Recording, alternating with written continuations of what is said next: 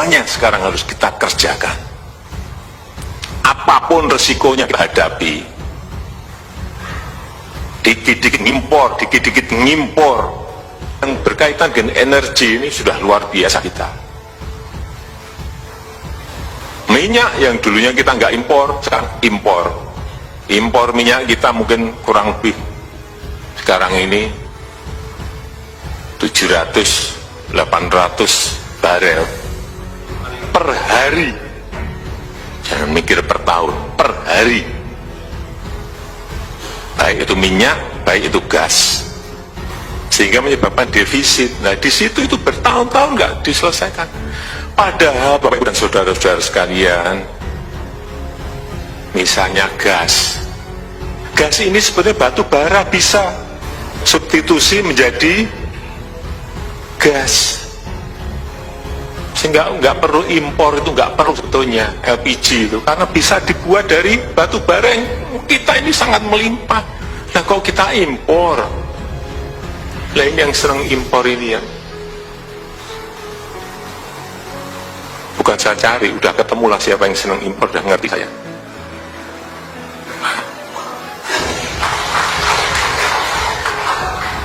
Hanya perlu saya ingatkan bolak-balik, hati-hati, kamu hati-hati, saya ikuti kan. Jangan menghalangi orang ingin membuat batu bara menjadi gas gara-gara kamu senang impor gas. Kalau ini bisa dibikin, ya udah nggak ada impor gas lagi. Nah, saya kerja apa Pak? Ya urusanmu, kamu udah lama menikmati ini.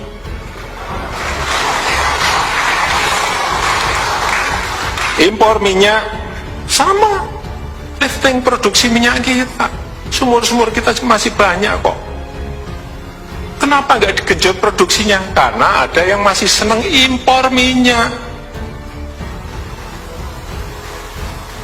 Enggak, saya pelajari serta ini enggak benar kita ini. After masih impor, ada CPO, crude palm oil itu bisa juga dipindah menjadi after. Lah kok kita seneng impor after? Ya karena ada yang hobinya impor. Karena apa? Untungnya gede, sehingga transformasi ekonomi di negara kita ini mandek gara-gara hal seperti ini. Nikel impor material terus, boksit impor material terus berpuluh-puluh tahun. Batu bara berapa juta ton tak ekspor. Nikel kita ekspor, boksit kita ekspor dalam bentuk mentahan, raw material, batu bara kita ekspor mentahan semuanya. Ini yang harus diubah menjadi barang jadi atau setengah jadi minimal. Kalau ini bisa kita lakukan, target saya 3 tahun ini harus rampung hal-hal yang tadi saya sampaikan. Daerah saya minta ini dibantu hal-hal seperti ini untuk perizinan, sehingga transformasi ekonomi itu betul-betul terjadi. Kalau ini terjadi, nggak ada yang namanya defisit transaksi berjalan lagi.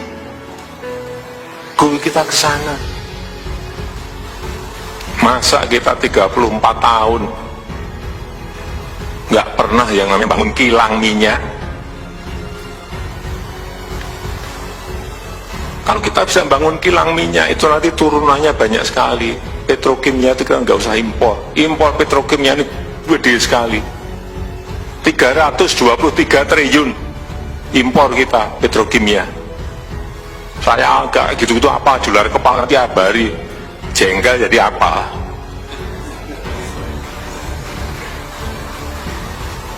Coba triliun ya, bukan miliar. Inilah yang harus, sehingga saya sampaikan, sebetulnya saat pelantikan, habis pelantikan yang pertama itu saya minta kilang ini segera dibangun. Tapi sampai detik ini, dari 5 yang ingin kita kerjakan, 1 pun gak ada yang berjalan. satu pun, tapi ini saya tungguin betul. Saya sudah minta Kapolri ikut nungguin, Pak Jaksa Agung ikut nungguin, nanti saya minta KPK juga ikut nungguin. Harus rampung, pekerjaan besar ini harus rampung.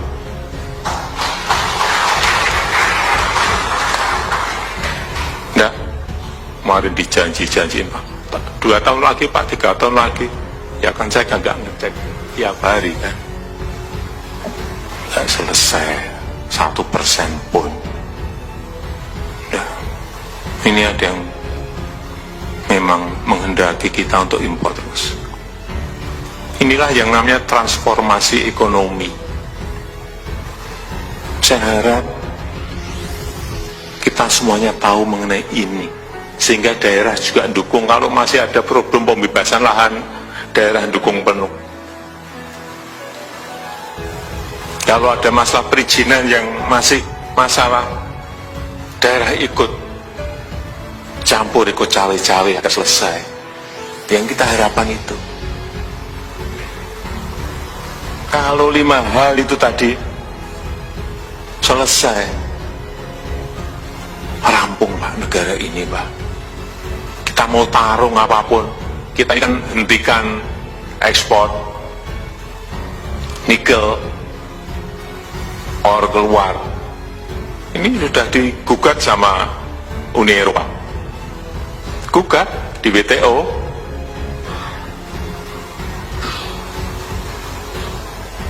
Kalau defisit transaksi berjalan, defisit perdagangan kita sudah beres, siapapun gugat kita hadapi. Tapi ini juga kita hadapi, ngapain kita takut?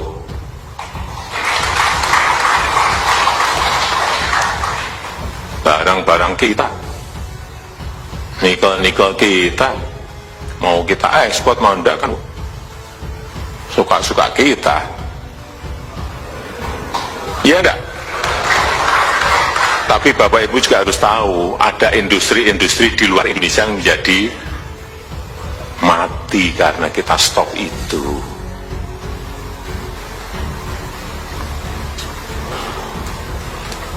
Ya sama, ini satu-satu ya. Nikel dulu, nanti kita siap, boksit stop. Enggak sekarang lah kita atur. Ritmenya kita atur, jangan sampai kan kita nanti digugat nikel, gugat boksit, gugat batu bara, gugat semuanya. Namanya urusan satu-satu. Tapi ini juga kita hadapi, ngapain kita takut?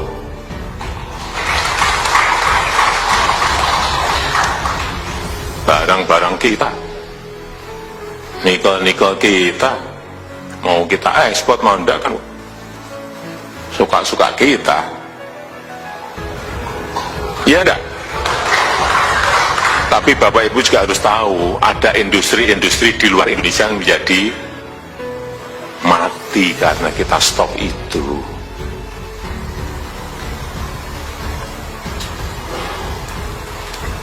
Ya sama, ini satu-satu ya. Nikel dulu, nanti kita siap, boksit stop.